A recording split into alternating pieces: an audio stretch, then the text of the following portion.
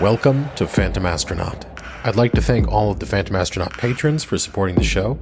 If you enjoy the podcast and would like to support the show, visit phantomastronaut.com for all the different ways that you can help us continue to create.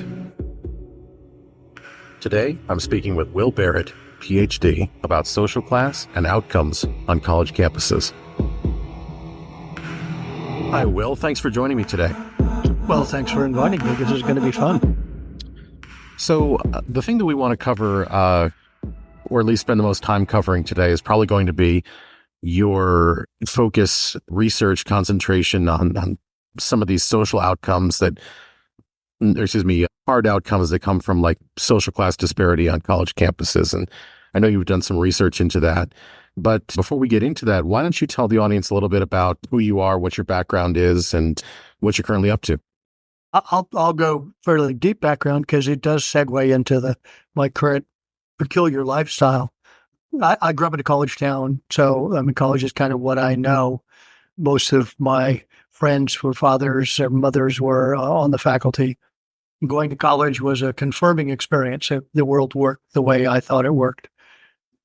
Since then, I was a professor at Indiana State University, which I enjoyed very much in higher education leadership, an emphasis in student affairs. I was there for about 30 years, which I liked very much. I liked that campus because a lot of the students were themselves first generation. That means neither mom nor dad, or if they were a single parent or aunts or uncles, had experience in college, which makes it particularly difficult.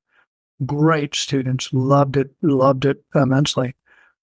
During that time, my wife got a Fulbright to Budapest. So we spent a year living in Buda, sometime in Pest.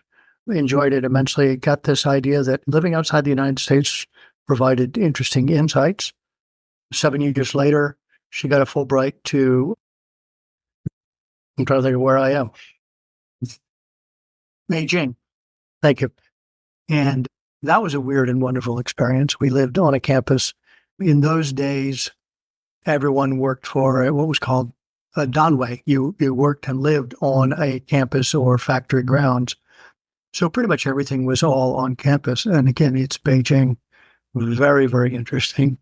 Well, life went forward. We retired from Indiana State early, moved to Barrett, Thailand, which is upcountry. So if you look at a map, it's between the N and the D over near Laos and Cambodia. Loved that, taught there for 3 years. And then I got a Fulbright to University of Malaya. And we loved the city so much we stayed. Had to leave for COVID, went back. And since that time, we have been essentially nomadic. If you're nomadic or if you travel much, you begin to understand the differences that are important in the world. But my life has been almost from start to finish on campus. Even while we were living in Beijing or Barrett, Thailand, we were doing workshops at nearby campuses. So one of the things that I became really interested in quite some time ago was how social class kind of works out on campus, because it's fairly complex. It's a fairly complex issue. People often think, oh, lower class, working class, upper class. Well, it's not quite that simple. There's not fine distinctions between each. And what do you mean by class anyway? So I started to read and write and present at conferences around social class issues on campus, social class identity. And wouldn't you know it, some other people began to read my stuff and wrote better and fuller stuff. And so I go to conferences, and it's so much fun to see the people who've kind of taken the base work that I've done and gone way, way, way, way, way beyond it. So what I really talked about was we all have a social class of origin where we grew up. We learned what we were, what we weren't. Like having a gender of origin, we learned what we were and what we weren't. We have a current felt social class. I'm pretty much the same in terms of my social class of origin. My father was a professor, my sister's a professor, my wife's a professor, and my current felt social class. And the third part, we have this attributed social class, what other people think of us. That's kind of in our control, but not always. Depends on how we perform social class. How do you dress? How do you talk? What do you eat? How do you eat? Et cetera, et cetera. These are all fairly complex issues. But so think of somebody who grew up a good family, working class family, but no parents, aunts, uncles have any experience in education. They learned their social class of origin. Then they go to campus and all of a sudden take on characteristics of who they weren't. So it's a very interesting social class transformation. I know transgendering is an incredibly complex and important issue now. It's not nearly as dangerous, transforming yourself in terms of some social class, but many of the same issues are there.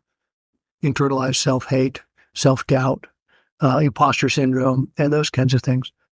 But for someone like me coming to campus is not a conversion experience, it's a confirmation experience. This is the way I think the world should be. And it took me a long time to get away from that. Given kind of my family's business, my sister was in management and on campus, chairman and dean and director and all of those things, which is right in the thick of what I call the ruling class. They make and enforce the rules. And, I may be one of the few people talking about it in that way, but that's okay. I think the more complex ways and the more different ways people talk about social class lends to the more clarity and more complexity in understanding it in our lives. If you look at, let's take, for example, beer. I don't drink a lot of beer, but I drink very odd beers. Budweiser, Anheuser-Busch, InBev, all have social class market segmented beers. Low cost to, imported beers. InBev, the corporation that owns a lot of that stuff, is European. So basically all their beers are imported beers, but we won't talk about that. But they market their beers very, very differently depending on whether you're trying to sell Bud Light or Michelob or Amstel or whatever else. You even look at drug addiction. Drug addiction is often thought to be, accurately or not, social class market segmented, that poor people use X drugs, rich people use Y drugs. I don't know that that's particularly true, but this is the idea culturally that we have. Traveling, go ahead, please. Oh, I was going to say that I think that even without any kind of hard analytical research into this, just me as a layman hearing you speak, there's things that sort of ring true just on a gut level, right? So one thing that I'm very familiar with is the term code switching. So for the audience, if you're not familiar with that term, it typically refers to changing the way that you sort of speak or present, typically in the context of the United States, broken down by sort of ethnic demographics, and that ties in, of course, also with social class dynamics as well. So let's say that I've heard this a lot from friends of mine who are people of color, and what they'll say is, they speak differently when they're in the office than they do with their family. They don't speak in the same kind of colloquial terms. They adopt what they consider to be a more white way of presenting, whether that's really, a white way of presenting, or if it's, just a series of changes to conform to sort of the corporate identity. I mean, there's so many different ways to break down, what is defined as white, but the way they're defining it when they speak to me is that they speak more in what they consider to be a white vernacular when they're in those sort of professional environments. Now, that, is something that's prevalent enough that I believe NPR even now has a program for the last couple of years called Code Switch. So the term, and at least, what the term signifies, really speaks to a broad cross-section of people. From my own experiences, I have noticed that there are breakdowns similar to what you talked about beer in the art world. And a lot of what we do here on the podcast is, we talk with artists and people who make art, and we talk about art. And on Threads, which is where Will, you and I think met initially, there are a lot of discussions, pretty heated ones, about, what is art, what is not art. And not all of it is really high-minded. And what I've noticed is that these conversations break down often by social class, and sometimes what you said as social class of origin. And I've noticed that there's a big pushback between people who exist in sort of the the I hate using these terms, but like sort of the more cloistered or elite levels of art that are typically tied to big institutions, museums, academia, things like that. And the things that are accepted there, like conceptual things, ready-mades and other, types of performance art and, everything that, that's been really considered dominant over maybe the last 50 years in art as big movements is really not considered to be art by many of the people who are younger people who are like, they draw in more of like a comic book illustration style, and they really think of art as representational painting. They don't think of it, in the same kind of like visual philosophical terms that people who come out of a more moneyed class and kind of commingled with an academic class think of it. So I see these things playing out constantly, the class divides and miscommunications and everything back and forth on it. So I feel definitely what you're speaking about has so many real world implications for, almost every field and interaction that we have. And I think you should see the smile on my face at this moment, because that's, you've bang on, got to the heart of it. So much of this is not research based. I mean, empirically, I can tell you the census data and how the 20% income groups, but class is, you get to define it in your way, in your world. I get to define it in my way, in my world, from my perceptions. So when you're talking about art, I when I was coming up as a kid, there was high art and low art. I mean, God, just think about that language that, the Thor comics I was reading were, that's low art. That's not even art, et cetera, et cetera.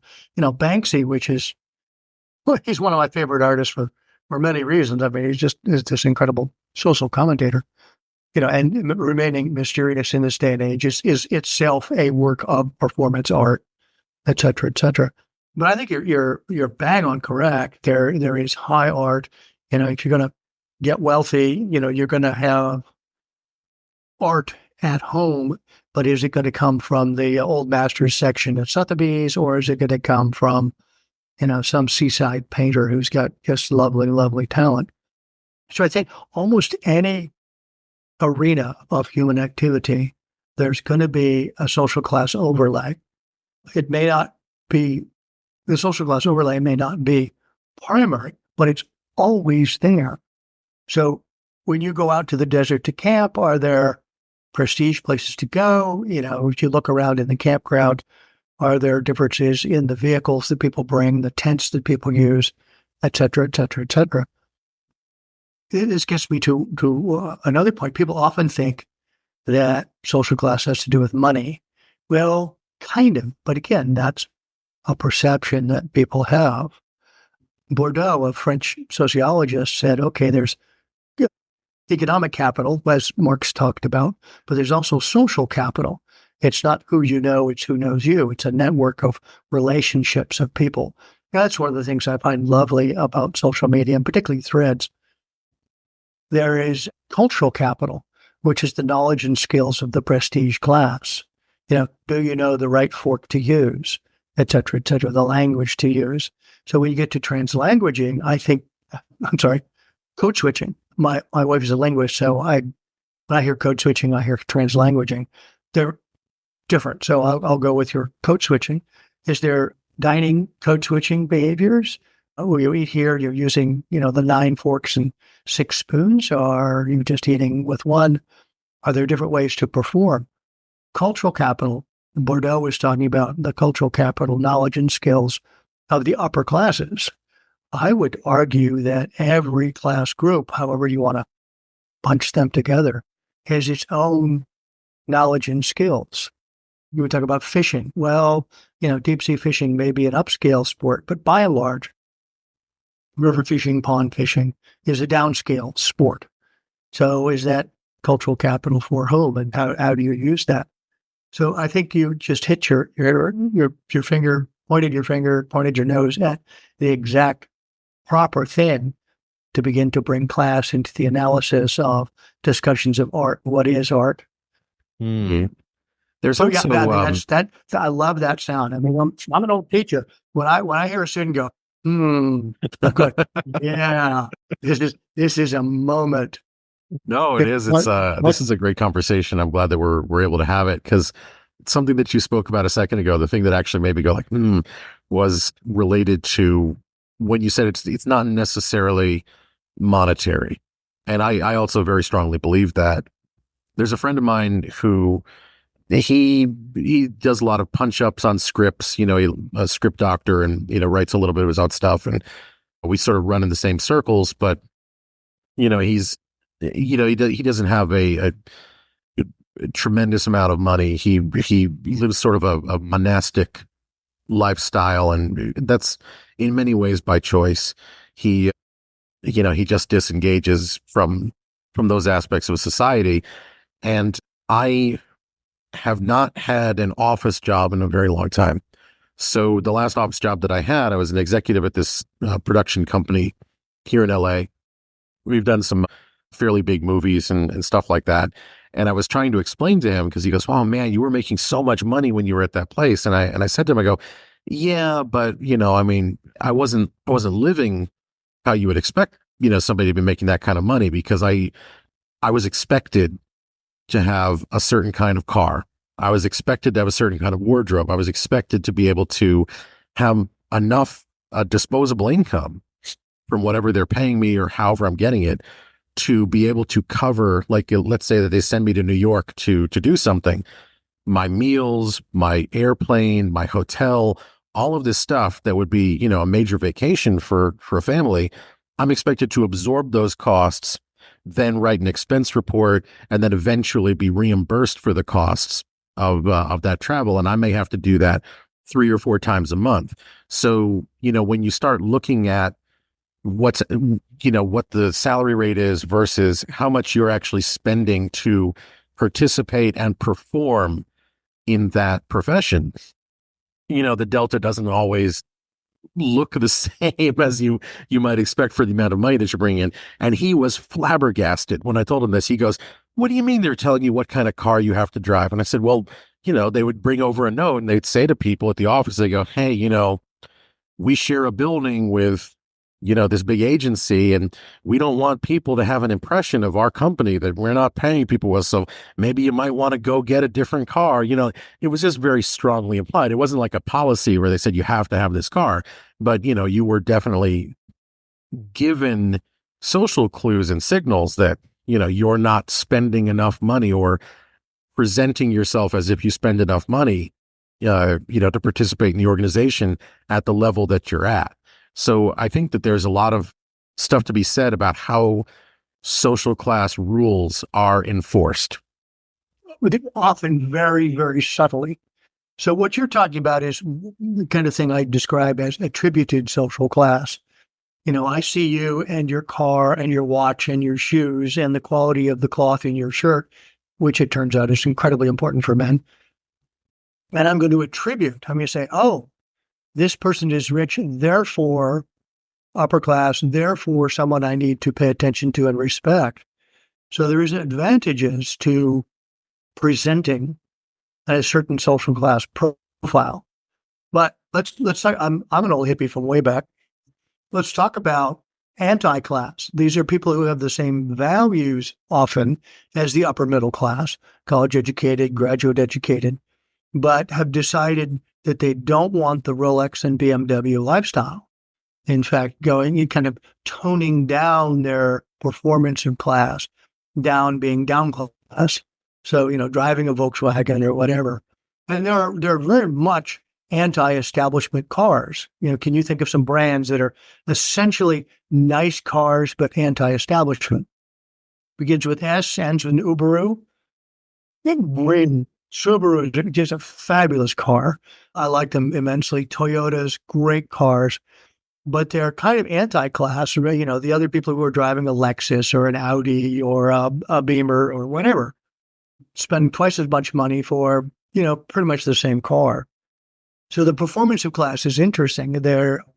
I know even in the media, individuals who are anti-class are valued in interesting ways. But yeah, I get what you're saying. My daughter's a lawyer with big law, and the good news is she works from home. So she goes to New York a couple times a year on their dime, but no, on her charge card, and then files for getting the money back that she's already spent. The assumption is she's got, 10 or 20K in disposable income just sitting there in a bank account. Nice thing to have. So the performance of class is basic to corporate image. You don't fit our image. Even in hiring, you don't fit our image. I've had a full beard since I was 26. I just gave up shaving. I just hate to shave. For many campuses, a bearded man is not part of their image.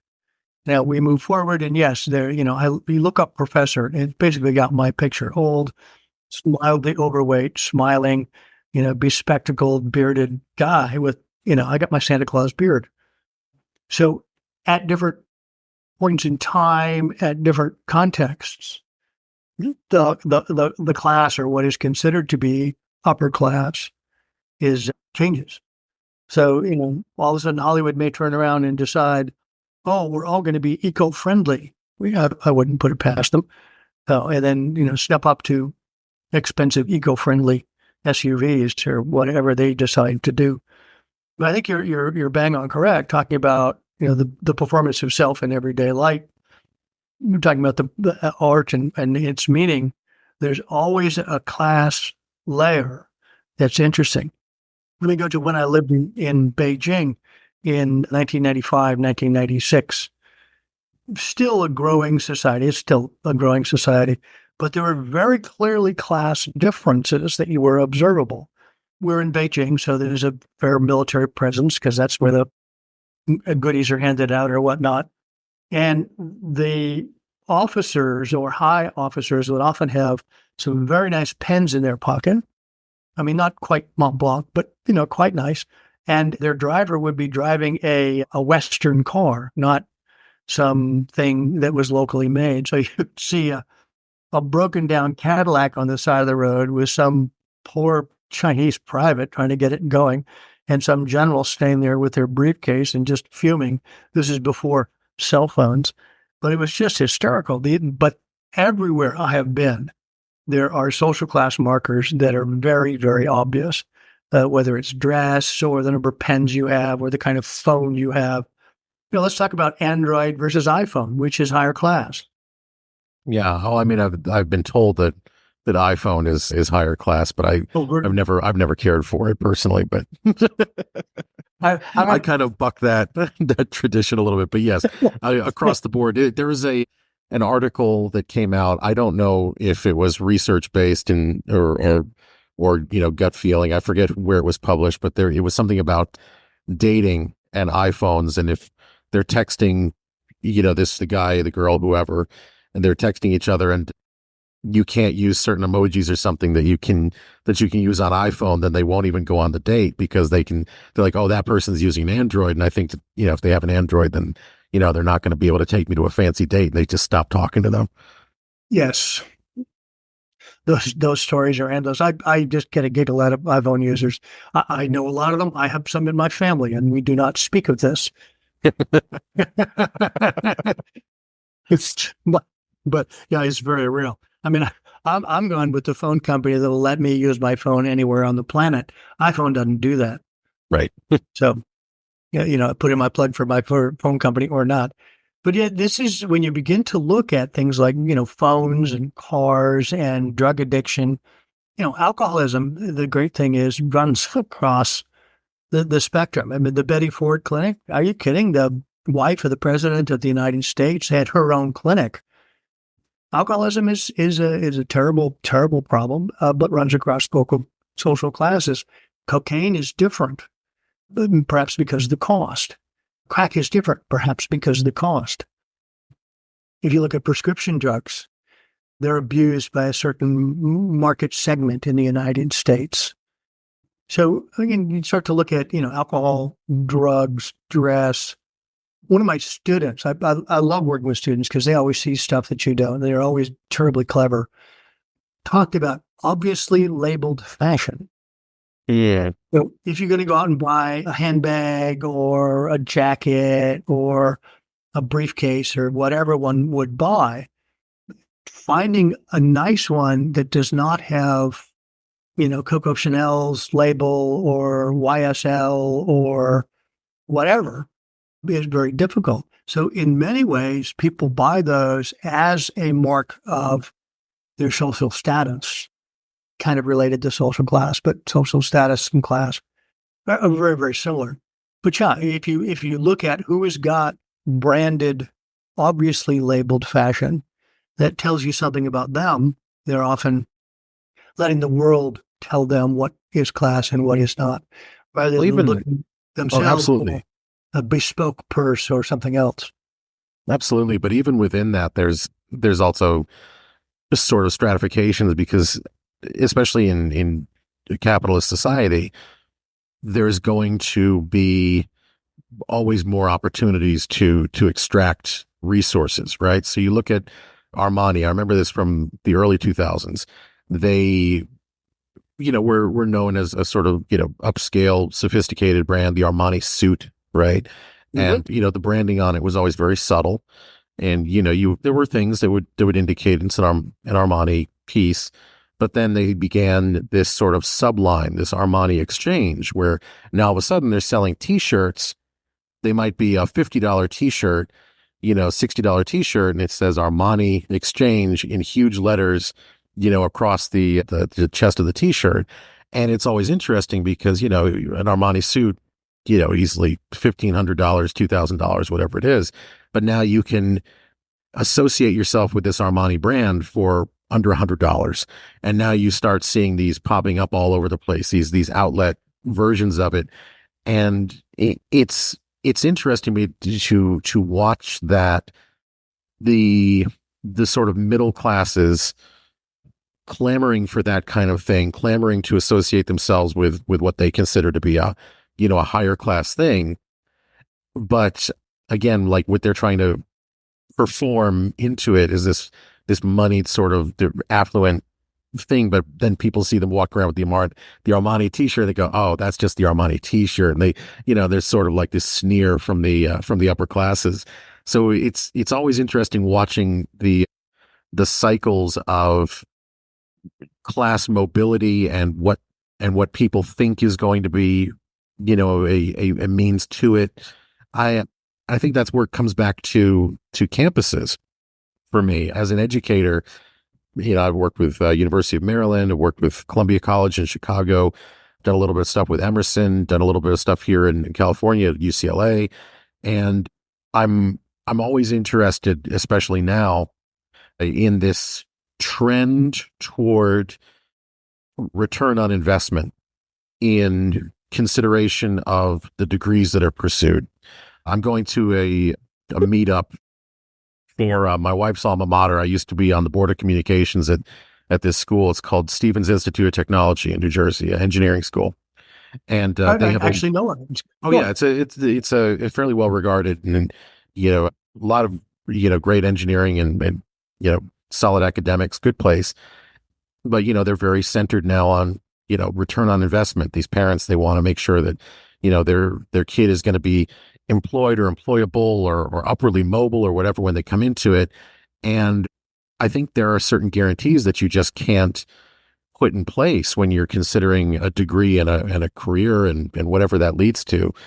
And I see online a lot. I see people saying, "Oh, I'm in debt so much money. I got a worthless degree. And what I always tell them is I go, unfortunately, even, just a regular bachelor's degree, whatever, concentrations it may be in, that is your entrance. That is your high school diploma. That is the new minimum signifier to enter into these sort of white collar, whatever corporate job of whatever place it might be." And I'm going to be honest with you, the HR departments, they do not care, what your concentration is. You could go in there with a bachelor's degree in philosophy and be hired to do whatever, as long as you have a bachelor's degree. And, that little, tidbit of information seems to blow people's minds because they can't conceptualize, they're like, well, if I'm going to go and I'm going to study, I'm going to get a degree in business or something that, is going to help me pay. It doesn't matter. I mean, if you're going to get a higher concentration, if you're going to go for graduate programs and, perhaps a PhD track, an academic track, like that. I mean, yeah, of course your concentration matters, but really the bachelor's degree has just become the floor. In many ways, yes. But I think, again, yeah, I mean, you're writing my book here. College is seen as very, very different by different groups of people. Is it voc tech, where you go, you get your degree in X, and then you go get a job in X, and then you make more money? Or is college seen as, preparation to teach you how to learn and think and be semi-independent? Those are interesting questions. I don't know if there are any clear answers. I know my answer is that college is, preparation for go on and get professional education or professional graduate degrees or whatever. But this idea that college is a specific investment puts college into the category of purchase. So if I go buy an overcoat, I want it to do X, Y, and Z, and I want it to be this way, et cetera, and I own it, and I don't have to do any work. Do I have to put it on and tie it? But you don't go and purchase a college degree. You go and purchase the opportunity to sit in classes. Many people often think that, use the purchase metaphor, use the business metaphor, and don't put responsibility on themselves. I am here for you to train me. Okay, that's an interesting thing. An interesting story on campuses. A lot of work has trickled down from upper management down to the deans, down to the department chairs. So fundraising is huge on a lot of campuses because education is very expensive no matter how you do it. So my dean of the College of Education would go out and talk to alumni and essentially the generation of women who were at that point retiring from teaching. And he would do very well in terms of fundraising. The dean of the College of Business would go talk to mostly the men who had their degrees and would get almost no money. And we were sitting around talking about what had happened. And the insight was that those who went to the College of Business saw their college degree as a business exchange. I pay you money, you give me education, I go make money. Thanks very much. It was a purchase. In education, many of these women knew that their 4 years in pre-education majors at our campus transformed their lives. It changed them because in that era, the opportunities for women were nursing and teaching, pretty much. And so they saw campus as a transformative experience for them. They often came out of poverty or came out of non-college going families and were very, very grateful for what had happened. So this, I think, really reflected two quite different paradigms or attitudes or notions of what education is. Let's, go back to your early comments on art, which are just wonderful. What is art? Is art decoration you go behind the couch? Is it an investment? I mean, so many of the Van Goghs that have been bought recently are not on display. They're put in a safe somewhere to increase in value. It's an investment. Okay. I have trouble with that, but it's a different idea of what art should be. Is Banksy art? Yes, no question. Is it different kind of art? Well, it's not old masters paintings. I went to the Prado the Prado Art Museum Gallery about 6 months ago, and then recently went to the National Portrait Gallery in Australia. They're different histories, and the National Portrait Gallery in Australia only goes back 150 years, but such a different celebration of different kinds of peoples. My favorite picture, I took a picture of it, is some typical 50-ish overweight, red-nosed Aussie guy wearing a tank top and hoisting a beer. That's the most Australian picture I can imagine. But from the Prado's perspective, from high art's perspective, this was not high art. Let's have pictures of, men dressed up in armor killing people for Christ. Not particularly my idea of what they should be doing. But the whole idea of college has changed for many people, and college is often marketing itself in that way.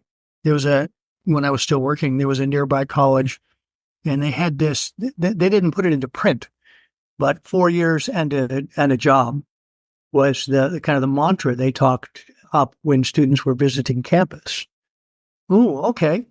That's one way to think about it. Another way to think about it is, get your life in order. Schools like Berea College, many of the others who are trying to train people to live in the modern world, and recognize that knowledge has a half-life. By the time you're in the technical fields, it's easily 4 years. So what we teach you as a freshman, half is gone by the time you graduate.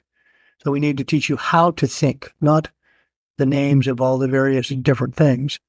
At some point, you need to, understand art at a different level rather than, names and dates and when did Degas paint. So those are very different notions. I think that also is one of the divides in the middle class, as higher education as vocational or higher education as developmental. Now, my kids both went to small private liberal arts colleges. Fortunately, I could afford that. They walked out with no debt. And I had no expectation that what they would learn in college, they would use. Now, my son was a political science major, did this and that and the other thing, is now a special education teacher for middle school students. He's found his people. He's great at it. But he also is very active in his union. He was treasurer. He was president. He's now vice president. So the political stuff he did helped him a great deal. So I think it's the way in which we think about post-secondary education really is class-based. Now, teaching in Thailand was fascinating because education is relatively new. Same in China, same in India. In India, there's just not enough spots. In Thailand, the old king, Rama IX, built these Rajabhats, which are basically, state colleges for each of the provinces of, 1 or 2 million. So this is not big, but there's educational opportunity. It was not there in the past. So 70-80% of our students were first generation. 70-80% of our faculty were second or third generation. So you have this very interesting dynamic between those who came from an educated and moneyed family, teaching those who are coming from the village, coming from the outback and whatnot. And that's true in a lot of developing countries. When I was teaching at University of Malaya in Kuala Lumpur, the same thing was happening. Even in the urban centers, our postgraduate students had come from sort of the moneyed class, the professional class. As a quick aside, one of the ways, the standard ways to measure social status is occupational prestige, and there are some charts of what's more prestigious than others. Faculty hate it because we're not number one. Occupational prestige and educational attainment. So New York Times had a big thing 10, 12 years ago, click here, what's your social status? They also included money, which really doesn't help. They would include zip code, which kind of helps a little bit. Oh, wait, zip code is social status oriented? Oh, yes. In the last 30 years, people move into price point neighborhoods. They move to be around people like them. And the marketing people use a zip code and then look at the kinds of features that are going on in there. What do the people buy? How should we advertise to them? Where are we going to sell Architectural Digest, and where are we going to sell Popular Mechanics? So all the marketers know this through their research, and it tends to be private research. But even if you look at colleges, being abroad, somebody says, "Oh, I want to go to college in the U.S." Good. Do you know any? Well, I know Harvard, Yale, and Michigan State. Any of the others? There are 1,500 more. And so the prestige campuses, the Ivy Leagues, Stanford, Michigan State, market themselves widely as a prestige university. All the evidence indicates that it doesn't really matter in terms of learning outcomes where you go. That's a secret. If you want to know more, read the 3 volumes of How College Affects Students. Wonderful, wonderful review of thousands of research articles. But what the difference is who you meet and how you learn the social skills, which goes to social capital. So, the poor first generation student going to an Ivy League school is really out of place, has not a lot of support going on, has a really difficult time. They don't dress right. They don't speak right. They don't eat right. Middle class kid is going on along kind of oblivious, which is a very, very dangerous place to be, unaware of the whole social class dance going on around you. And those from the elite class, the deans call them to make sure they're okay. This is from conversations with friends who came from that strata. And, the poor people in the elite class, it's hard to make new friends because is this new friend after me for my money and prestige? Or is this new friend just like me? Fortunately, I'm old friends with some people who are, I got nothing on them. They got nothing on me. So I don't want anything from them except, we exchange ideas and talk about the histories that we have. But it's very difficult for them to form new friendships because of their name or prestige or perceived prestige and perceived power. Yeah, I wish. I'm sorry, I didn't mean to interrupt. Well, no, you all your interruptions are fantastic, often better than mine. I was going to say that I wish that my wife actually could have been able to join us on this call because this is kind of pertinent to some of the things that she experienced. So when she went to Stevens Institute of Technology, by the time that she had gone there, her grandfather was also part of the alumni, and they have at the school, they have the Wesley J. Howe School of Business. And so, and it's centered in I think it might be the tallest building on campus, big building that got built, in like the late 90s, early 2000s. And, so she's Julia Howe. So she's his granddaughter. So, I mean, just imagine, entering a school and, she got in there. She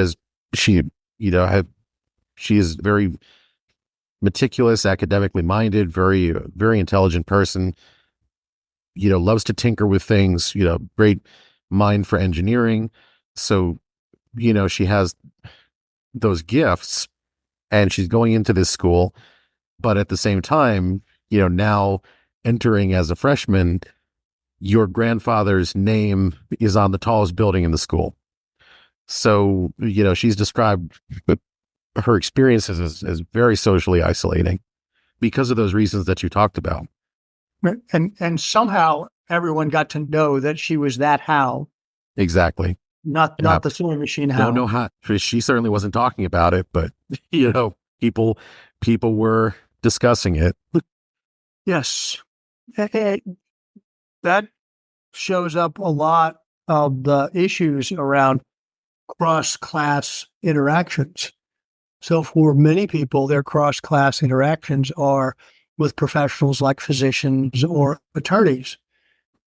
That formalized interaction where the expert comes in, you have to defer to the expert, et cetera, creates a certain kind of ritualized relationship. Same class, this is confirming, again, this is the way the world works. You hug, you don't hug, you shake hands, or whatever. But you have the same set of cultural and social skills. Dealing with the famous, the name brand, dealing with the Howes in the Howe building. Although it was a grandfather, so she's, got some distance from that, we would assume. Makes for a very interesting relationship. I'm not immune to that. My in-laws, my daughter's in-laws, daughter's wife's family, nice people, educated people, but the times we've all been together, they put a distance there, I feel, that I would rather not be there. They don't know what to talk about, don't know how to talk, don't know how to behave. These are graduate educated educators, wealthy people, really nice. Nice folks make a good Bloody Mary. That's their family contest, is who can make the best Bloody Marys. But again, these are these cross-class issues are important, cross-class marriages. We know on campus that out-of-class relationships with campus professionals, particularly professors, are incredibly important for students to be successful. And yet, if you have come up only with relationships with attorneys and physicians, you don't know how to talk to regular professors. We had when we were young faculty, there were 6 of us who were kind of starting out together, got together because the only people that age with young kids. And so we had a party. We had very young children, infant children. And we had a couple of students who said, "Hey, can you come, help tend the kids at the party?" And the students who we asked were panicked a little bit. What are they gonna talk about at this party? I don't know if I have anything to contribute, et cetera, et cetera. And they had some trepidation. Well, we ended up, as most academics do, we spent 30 minutes on how should the toilet paper roll hang, overshot or undershot. We all had arguments, and we had physics, and we had, do you own pets, and do you have small children? And they were just aghast at the depth and quality of the discussion of something so mundane. And I said, well, yeah, that's pretty much what we do. We don't talk about, the erudition that we do in our books. So there's these odd perceptions and odd cross-class relationships. I taught for a number of years in a department of counseling. That's happened to be where my stuff was housed. And one of the things we always talked about in helping students, and particularly in those in marriage and family therapy, was cross-class issues. Oddly enough, women will not marry. It is rare for women to marry below themselves in class prestige. So if they're a professional, they're probably not going to be marrying plumbers. Now, I say that because I had a fantastic student. She was really good, getting a Ph.D. in counseling psychology, and her husband was a plumber. Really nice guy. But they're one of the few couples I know that didn't have issues around that. Men often will prefer women from a class below them. I don't know if that's a power issue or what's going on. But as you see these kinds of things happen again and again, then social class issues begin to become issues in the marriage, the relationship. How do you raise kids? Every class has an idea about children that's different, and often enough different to cause child-rearing problems. But for every, let's talk about middle class. There are people who are culturally, socially, economically middle class, but are kind of anti-class, wearing blue jeans to work when everyone else is wearing, whatever, Dockers or maybe even Armani suits. So it becomes an interesting issue the more widely you look at it. But everywhere I have been around the world, we were just for 3 months in Australia and New Zealand, class is very, very visible in terms of this restaurant, upper, lower, middle, this tour, this whatever. You could see class. I mean, just in living in Beijing, I think is the first time I really began to notice the varieties of social class issues. In Budapest, it was the old days when the Iron Curtain was still up. Many of our friends were university friends. So the intelligentsia, which is a class that you find in Europe that you don't find in the U.S. as much, still there. The artists, the poets, the professors, the physicists, still had the intelligentsia in Budapest, still had a group. They knew pretty much each other. They had positions in the Academy of Arts and whatnot. And Elftash Munkash, the good, solid worker, were still the good, solid workers. Although there are always great exceptions. There are the jail to Yale stories, which are great, famous. There's luck and pluck stories from the 20s and 30s in the U.S. And one of our great friends in Budapest, we just saw him a few months ago, had been the bright kid in this small village, but because he came out of the proletariat, the working agrarian class, went to college. Oh. Well, being brilliant really helps. And he moved up, ended up with a car where he had a driver driving him around and whatnot. So there are those stories of class transition that are interesting. And there are stories about social class issues that nobody really wants to talk about where some of these individuals came from. Mm. Allen Ginsberg, fabulous poet. I love his poet, Howl. Dude went to Harvard. His father was a stockbroker, and yet he is one of the counterculture's greatest voices of that era. So class works in complex ways. It does, but what class are you? I don't know. You tell me. 80% of the American population says, "Well, I'm middle class." Well, no, you're pretty much the ruling class. You got a college degree, which puts you in the top 30% educational. If you've got a graduate degree, it puts you in the top 15% education. If you've got a professional degree or Ph.D., it puts you in the top 2%. That's not middle class. I don't care. You may not make a lot of money, but that puts you in a very special group. Now, the uber class, people who run things, the uber rich, the ultra rich, are invisible, and they can't be bothered with our lives until it affects their stock portfolios.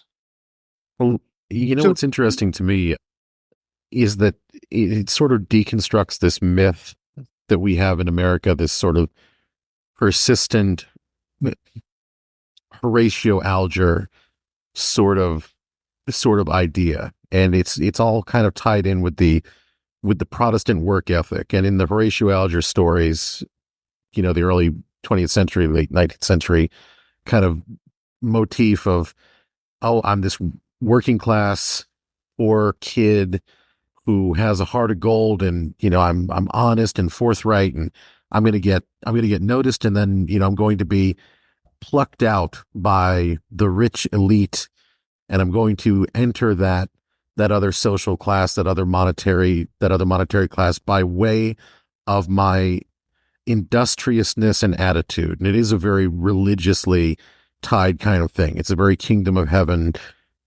sort of tale, but I think it's been really internalized, at least here in the US, like a kid who, gets some Pell Grants together, and, a couple student loans, and, whatever else. And they're working a job. Maybe they got some credits at a community college, and they transfer to a state university, and, they're like, okay, well, I'm going to work really, really, really hard and focus on this, and I'm going to get noticed. I'm going to be noticed. I'm going to make sure I'm noticed by my professors, and I'm going to be noticed by these corporations, and I'm going to work, diligently. And that's the metric by which I will be judged. And I feel, unfortunately, like you were talking about Ginsberg and his father being a stockbroker, and, really having the financial freedom to be anti-finance is this weird paradoxical luxury that we have. And, it doesn't always, the industriousness doesn't always translate as a metric for entrance into other social classes. I mean, it's very performance based, almost more so than anything else. Very, very much so. You touched on a couple of fun issues. One is that money buys you freedom, and I've jotted that down so when I come back to it. But two is that the luck and pluck stories, the Horatio Alger stories, hard work and you'll get ahead. And you still hear this, jail to Yale, poorhouse to Harvard, et cetera, et cetera, et cetera. Yale and Harvard take a very small number, Stanford, very small number of economically disadvantaged students. You can look all this up on collegenavigator.com, I think it is, might be .org, but College Navigator. But you think of the heroes of the late 19th, early 20th century. So Bruce Willis played some really working class characters who made good. What's the one with the tower and all of that going on? Oh, Die Hard. Die Hard. Wonderful. In which there was Alan Rickman had the best conversations about men's fashion and suits, because he wasn't talking about Armani. He was talking about the tailor. A bespoke tailored suit is whole different level of thing than Armani. I mean, buy an Armani suit off the rack. Who buys suits off the rack? I mean, really. So anyways, the Bruce Willis had played a lot of really fun working class like people who did very well and killed the bad guy and whatever else. One of the movies, Triple X, these are working class people who are thrown into positions where they have to save the world. And some of those actors are very good, no matter where they came from, are very good at playing underclass individuals. They can do the accent, they can do the attitudes. But so often, the heroes in modern media do come from the underclass and are shown as saving the world. I love the beginning of Triple X, where the very, very sophisticated spy, the first thing is that the 007 light carrier character with the bespoke suits and all the gadgets is killed, and then is replaced by Triple X. This is great class commentary that I find amusing. But let's go to this idea that money buys you freedom. Money buys you stuff. Yeah, you can get cool stuff. But most of all, it buys you freedom from worry about disease, freedom of worry about, how much does the guacamole cost on my sandwich, freedom to sit down and write epic poems like Howl. Really, the idea that money buys you freedom is fairly new to many people. Money can buy you stuff, and it can buy you experiences. And there's a whole experience economy. All the stuff going on in Orlando, Florida. I'm now physically in South Florida. I can't see the fireworks at Disney from here, but you're never far from Disney if you're living in Florida. The experience economy.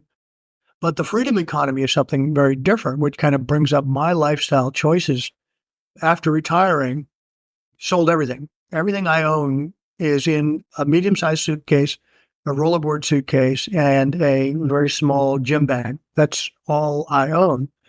So I've got freedom from needing physical stuff. So if I buy a shirt, I got to get rid of a shirt.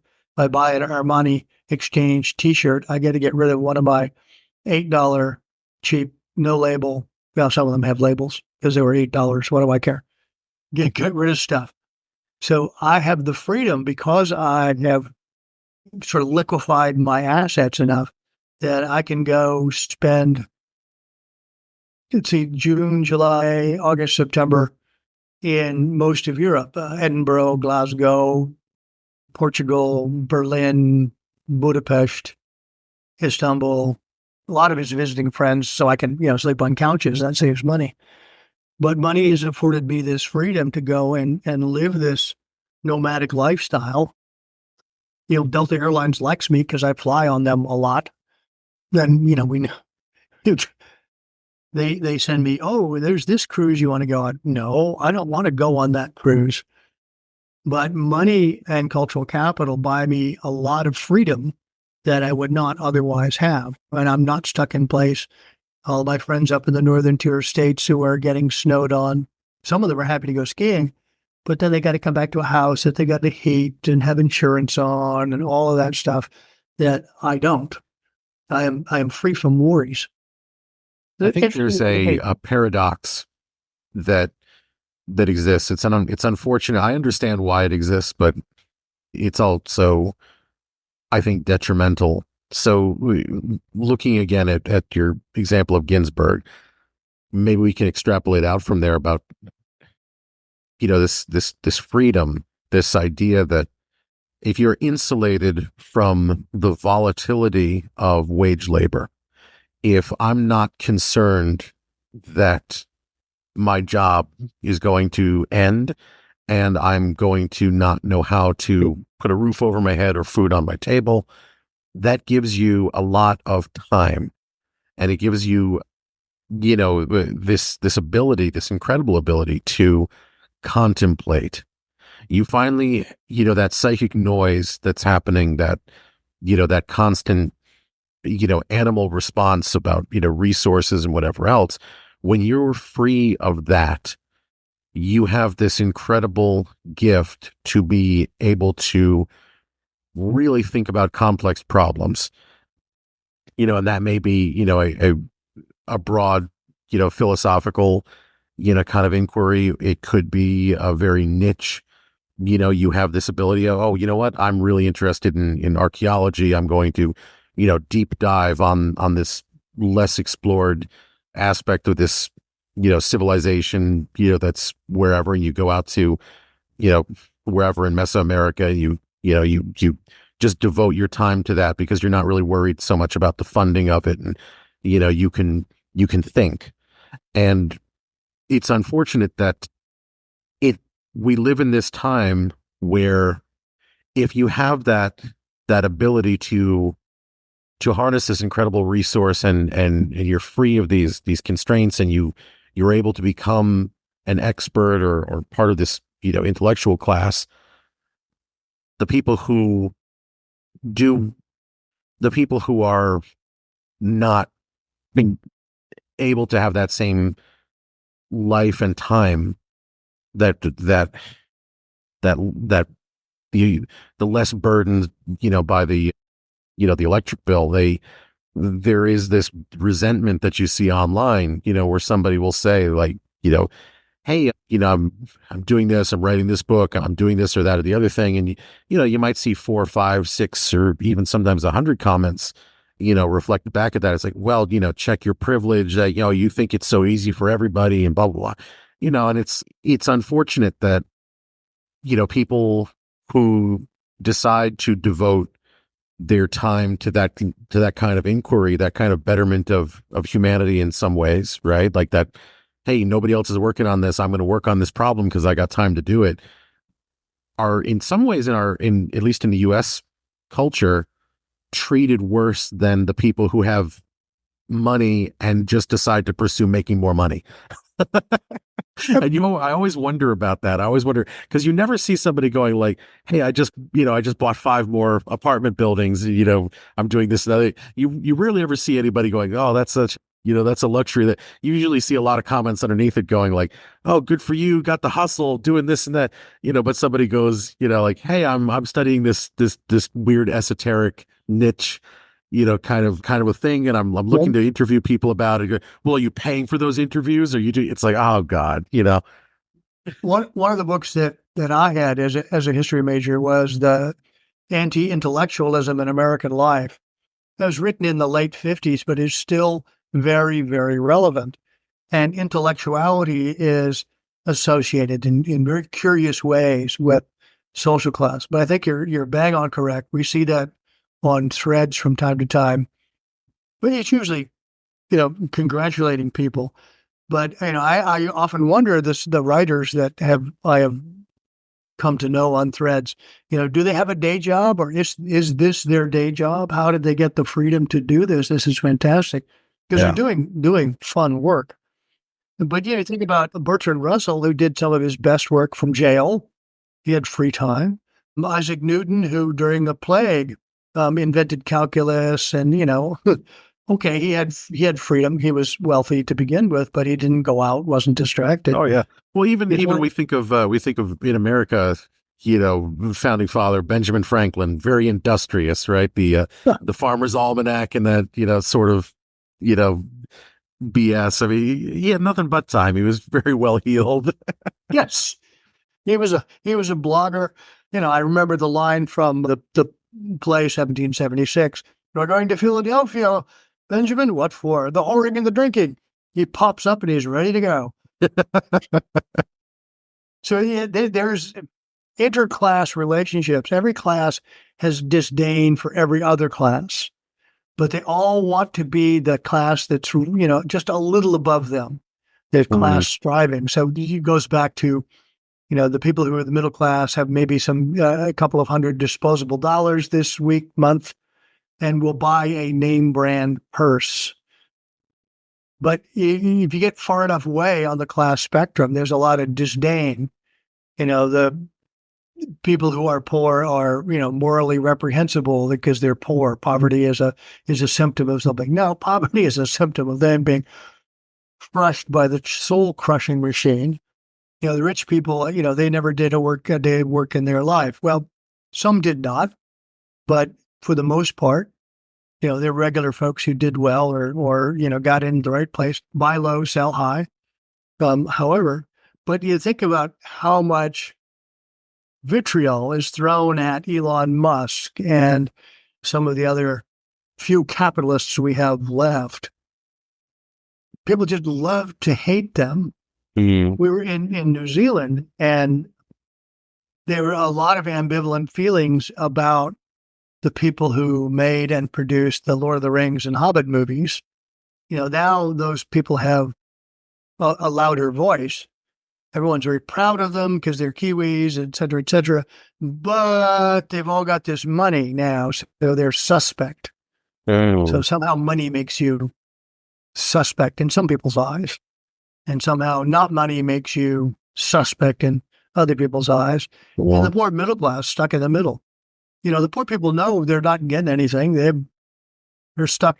They're 3 months away from 3 paychecks away from real troubles. The middle class, who think they're temporarily disadvantaged millionaires, don't understand that they're a few paychecks away from trouble, but they're not a few paychecks away from being millionaires. right. And this hope is thrown out even to the middle class that if you work hard and get ahead, let's buy cars on time. No, let's buy cars for cash. Then you're not paying 1.5 times the value of the car. Let's, do what you can to pay cash for things.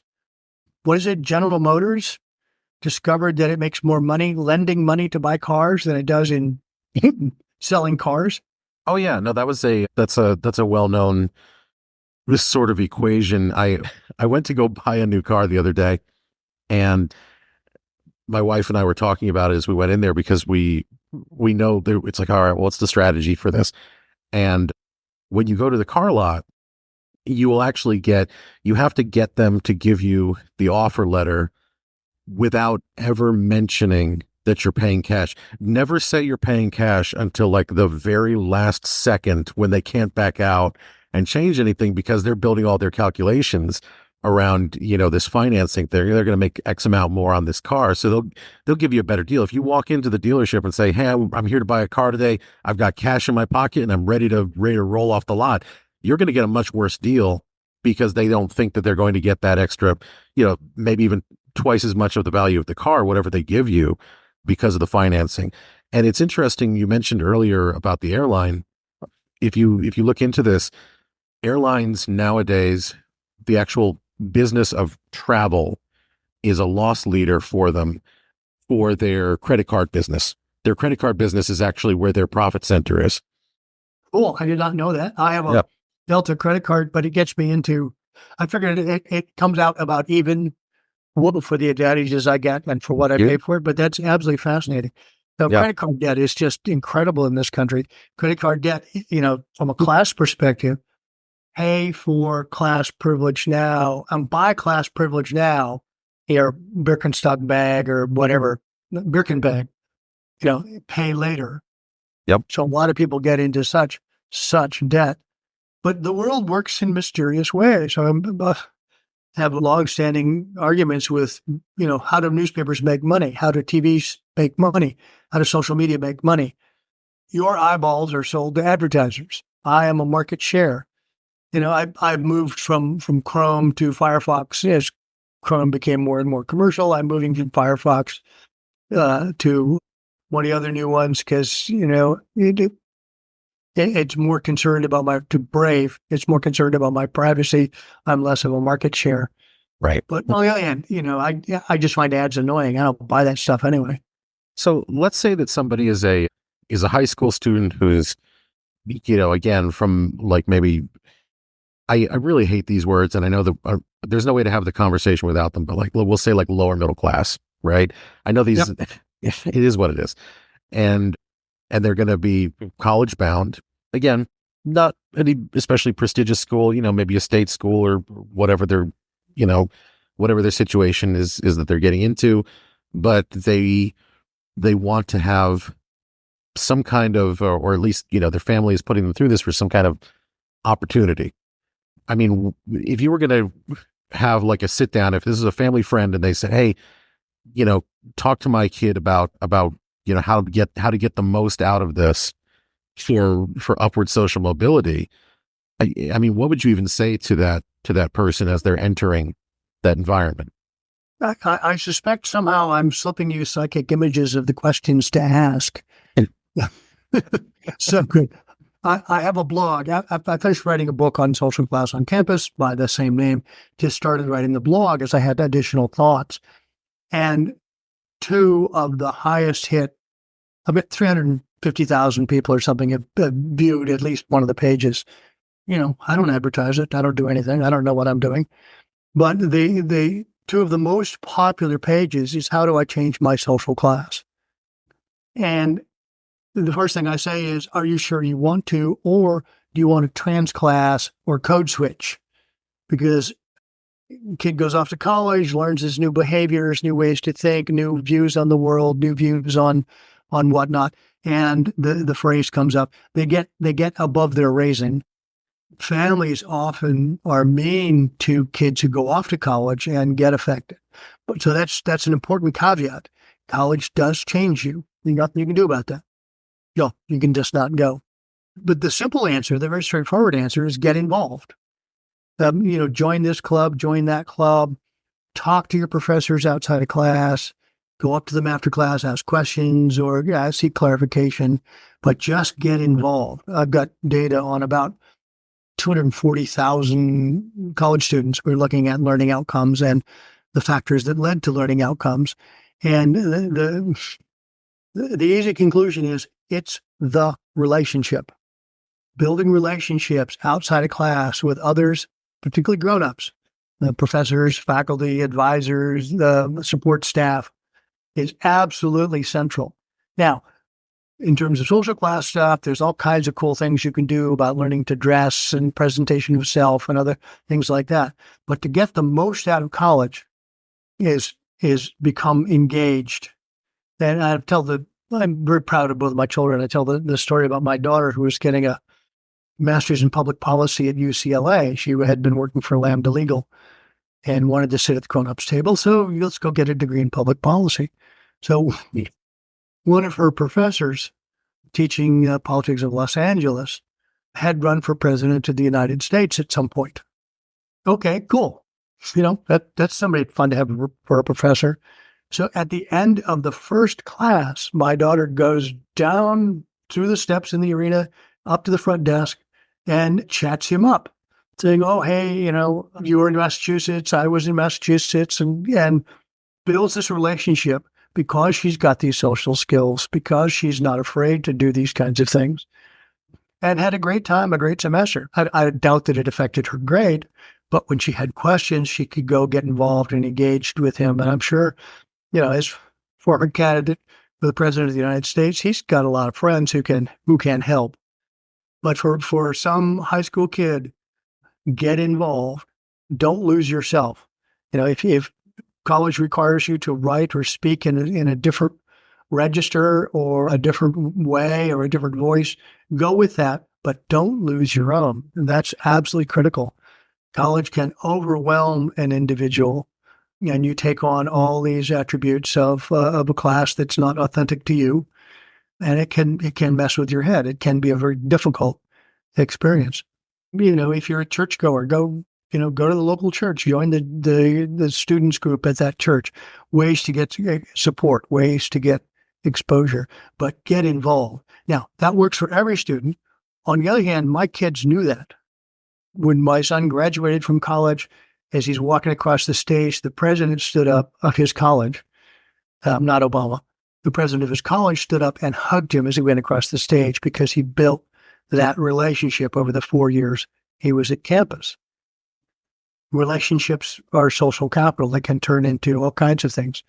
But those are skills you can build. There are interpersonal skill building workshops. I've attended many, try to teach people how to shake hands. That goes for class, that goes across ethnicities, the whole handshaking business, and very interesting from African-American perspectives, or gender perspectives. I tried to teach a lot of women how to shake hands in the man's world. You choose to do what you want to do, but, the reality is shaking hands in a lot of businesses. So you were in the entertainment business. Was it a handshaking business or not? We're turned more into like a fist bumping business. Is again, social class is always a moving target, right? So now you look at that and you go, okay, well, people are a little bit more germophobic, so it's like a fist bump became kind of the better handshake. It was still a gesture, but it was more about respecting, the personal space. All these unwritten rules are how they can drive somebody absolutely insane, and they're constantly changing, and you have to be cognizant of them. And I think that's probably something that I would say to a young person, who's looking to gain some level of change in social class, is to become very well studied in behaviors. Watch people, watch not just how they speak, but watch, the physicality, and always be able to be willing to make adjustments if you feel that they're necessary.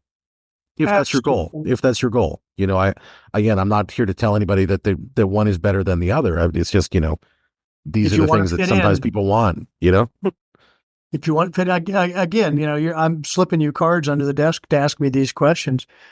Living in different cultures, I'm pretty good as a cultural anthropologist. Moving to Thailand is not a touch culture. It's a Y culture, but trying to understand the rules of who bows first to who. A Y is you put your hands together, kind of up to your nose, and just like bow. But it took me a long time to figure out, you have to bow, who does it to who, et cetera, et cetera. And only through observing can you learn these things. Moved from there to Malaysia, where any formal transaction, whether I'm buying something or getting change, is a two-handed gesture where your right hand goes out to get it and your left hand supports your wrist or forearm.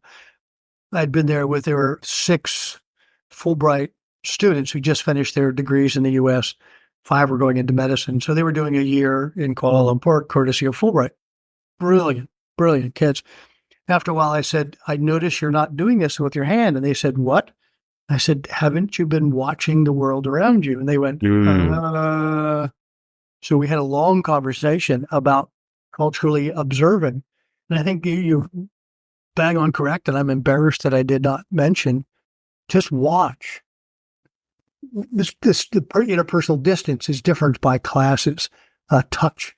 There are ways that you can establish dominance. I'm 6 feet tall. I got a big beard. I can assert dominance over a lot of men, and they don't quite understand that it's happening. And I think it's really pretty funny because I'm kind of a dick sometimes if they deserve it. Where can you touch people, et cetera, are all part of social class issues. But just watch, and you can watch on TV. You can watch on TV shows, although they're fairly fictional. They really don't get at class issues. The hero is not supposed to. Yeah, and these skills, these social rituals, and how to implement them, the ability to quickly observe and and assess and implement.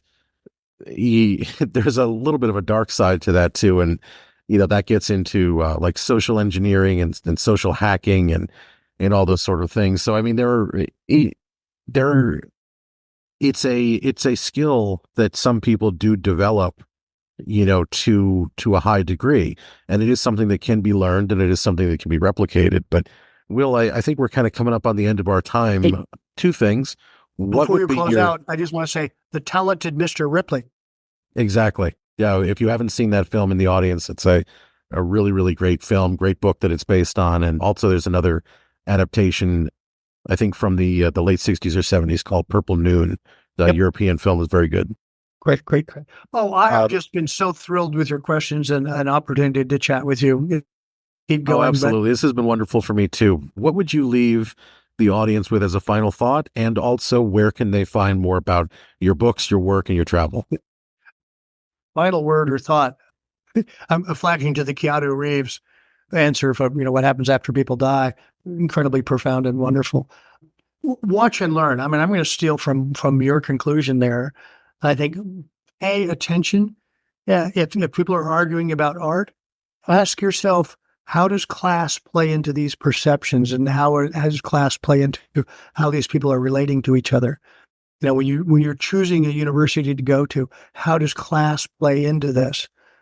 If you don't understand about universities the way I do, I mean, after 30 years as a professor of higher education, The the rankings for universities will help you, but watch and listen and learn. The absolute best things you can do. And really try not to be judgmental. If somebody's a very different social class from you, pay attention and honor that. I think that's incredibly important. I mean, you're coming out of the high prestige movie business, which we all think of as the stars and whatnot. Here we are, the bit part players. Well, that idea of stars and bit part players is probably not the best way to think of the world. I mean, ask yourself about how you see the world. So yeah, watch what's going on around you, watch how you're being in the world, and take care of your own performance. How can you find me? Social Class on Campus, all one word. And you can find my sometimes scintillating blog, sometimes not. But 350,000 people have found something in there worth reading. And I hope we can add a couple more to that. It's been such a pleasure, Will. I really appreciate you taking the time and coming on. Ask me again and I'll say yes. You're fun. And clever, and et cetera, et cetera. I was listening to your dialect of English, and I go, this dude's educated. Visit phantomastronaut.com for all of the different ways that you can help us to continue to create. And I will see you out there.